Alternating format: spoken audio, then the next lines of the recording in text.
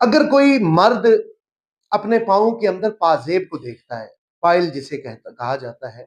اگر اس نے اپنے خواب کے اندر دیکھا یا کوئی عورت اپنے خواب کے اندر پازیب کو دیکھتی ہے، پائل کو دیکھتی ہے، تو اس کی تعبیر کیا ہے؟ ابن سیرین رحمۃ اللہ علیہ یہ لکھتے ہیں کہ اگر مرد نے پازیب دیکھی، یعنی اس نے پاؤں کے اندر پائل کو پہنا ہوا ہے اور وہ گھوم اور پھر رہا ہے، تو ابن سیرین رحمۃ اللہ علیہ نے یہ فرمایا کہ اگر وہ لوہے کی ہے تو اس آدمی پر بہت زیادہ سختی آنے والی ہے، وہ بہت زیادہ مصیبت، پریشانی اور اذیت کے اندر گھیرا جائے گا۔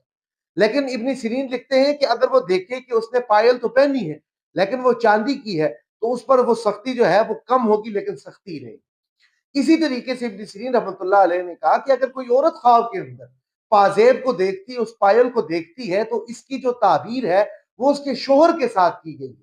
کہ عورت کا پازیب کو دیکھنا خوشائند ہے، وہ اس کے شوہر کی علامت ہے اور اس کے شوہر کی دلیل ہے کہ اس کا شوہر جو ہے وہ خوش و خرم ہو۔